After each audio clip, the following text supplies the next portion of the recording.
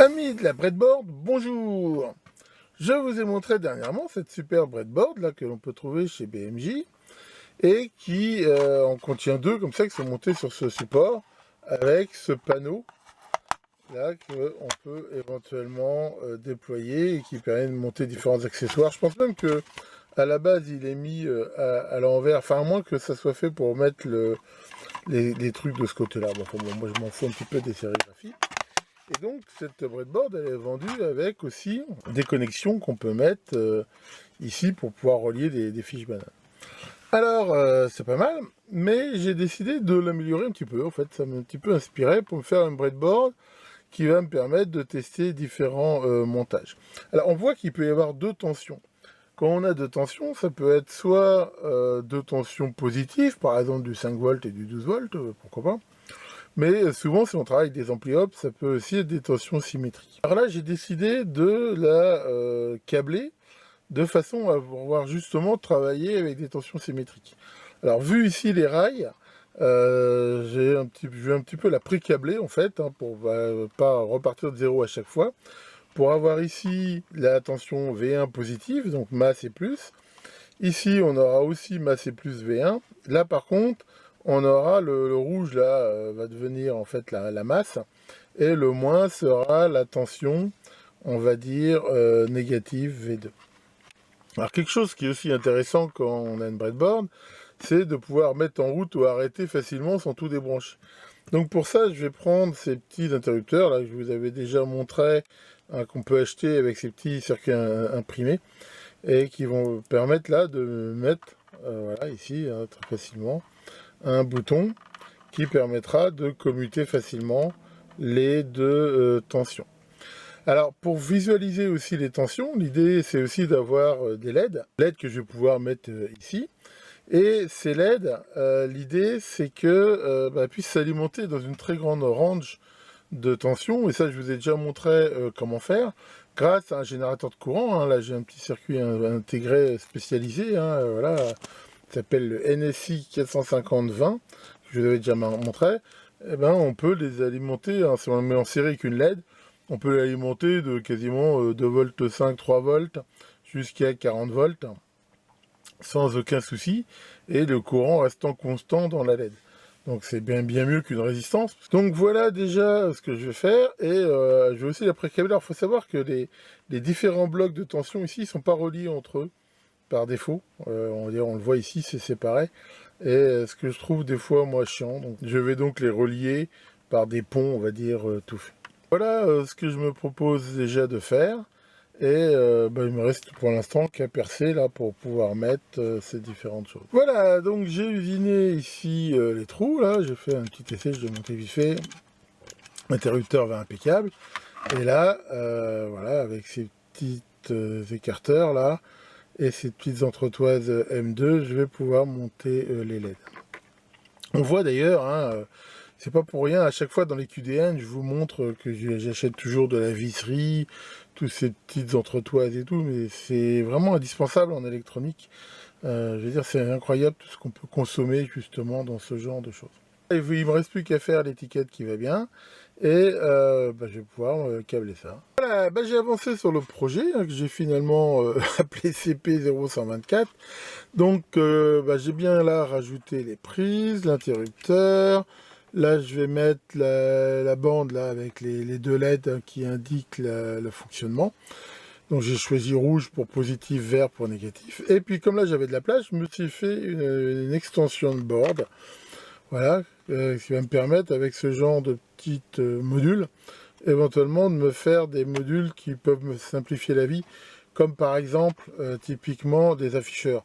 Alors, très souvent quand je travaille avec des Arduino, j'utilise des petits afficheurs OLED là, c'est toujours chiant à monter sur breadboard. Là je pourrais faire des montages un peu plus sympas et avoir juste ici à relier les connexions. Donc là on peut voir que j'ai bloqué les vis là avec du vernis. Et il me reste plus qu'à câbler tout ça et faire aussi bien sûr ici, donc là je vais me faire une barrette là avec des prises de masse, hein, pour les sondes d'oscillo, et puis là me mettre là des jumpers et avec des découplages. Et c'est parti.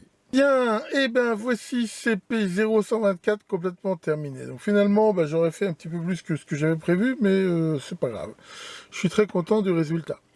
Donc j'ai ici fait cette espèce d'adaptation là, comme on peut voir, voilà, qui me permet déjà d'avoir un peu de filtrage et surtout là d'avoir des masses facilement accessibles, ce qui est vraiment pratique hein, pour mettre des sondes de voltmètre ou d'oscilloscope. Là j'ai fait donc des liaisons de bonne qualité là avec ces fiches Dupont mâles. Voilà. J'ai relié là les deux parties avec ces petits adaptateurs que je me suis fait, sur lequel j'ai en plus soudé un petit 4,7 micro CMS. Ça fait toujours pas de mal d'avoir un peu de découplage. Et voilà, on a le système de mise en route et les fiches, les LED de visualisation, hein, je vais vous faire une démo. Et là donc cette possibilité d'avoir ces plateformes qui pourront me servir à différentes choses. Donc j'ai pu garder derrière le côté amovible là du panneau. Alors j'ai juste été obligé de faire une découpe parce que là ça dépassait un peu, mais honnêtement c'est pas très gênant. Et là on peut voir le câblage. Voilà. Vraiment très simple. Hein. Là c'est pareil, j'ai aussi rajouté bien sûr des TVS 36 volts hein, de façon à se protéger des inversions de polarité ou des tensions trop importantes. Et là, on voit bien que donc là, il n'y a pas de résistance pour les LED. Hein, il y a ces petits régulateurs de courant qui sont en CMS, donc qui sont vraiment très très petits. Enfin, voilà, c'est complètement terminé. Et avec ça, ça va me permettre quand même là de pouvoir faire des tests hein, sur breadboard de façon quand même plus confortable, avec soit simplement une tension positive, soit une tension éventuellement symétrique. Donc là, si on veut le brancher, alors je me ferai peut-être des câbles plus courts. Hein, enfin bon, on peut utiliser n'importe quel câble banane là. Donc il faut bien sûr brancher ça correctement. Avec ça, on peut respecter le code des couleurs, ça aide. Et là, voilà, si on se met en route. Alors ce qui est intéressant, c'est de voir que grâce à ce régulateur de courant, là, on voit que ça commence à s'allumer à partir de 2 volts. Donc ce qui laisse quand même pas mal de marge. Là, l'intensité augmente et se stabilise à peu près autour de 4 volts. Et là, on voit que je peux monter jusqu'à 35 volts sans aucun problème. Et ça ne crame pas du tout les LED.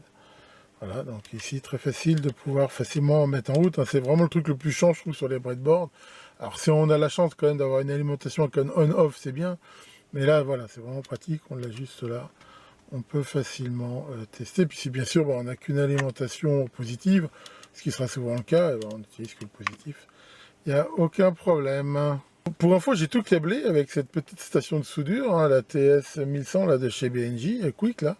Et honnêtement, voilà, avec cette panne là que j'ai mis, vraiment été un vrai plaisir à câbler. Ça répond bien, ça soude bien. Rien à dire. Donc ça y est, maintenant ça va devenir mon fer favori, c'est sûr. Pour cette description de CP0124, vous pouvez éventuellement refaire la même chose. Hein. Je mettrai le lien dans la vidéo hein, si vous voulez vous procurer chez BMJ là, cette petite breadboard proscrite. Mais bien sûr, hein, vous pouvez aussi vous en inspirer pour faire vos propres expérimentations, vos propres montages. Le principe hein, reste bon, quelle que soit on va dire, la breadboard. Alors voilà, sinon les vacances sont finies et faut reprendre le boulot. Je vous rappelle que je fais bientôt un live, hein, le vendredi 3 septembre à 21h. Et si vous voulez échanger avec moi sur ce sujet-là ou sur d'autres, vous êtes bien sûr les bienvenus. Tiens, monsieur Maurice, tu as une question existentielle. Ah oui, c'est quoi? Est-ce qu'un végan radicalisé est un salsifiste? Ça s'arrange pas, ça, pour... Allez, là-dessus, courage si c'est la rentrée, et à très bientôt pour de nouvelles vidéos.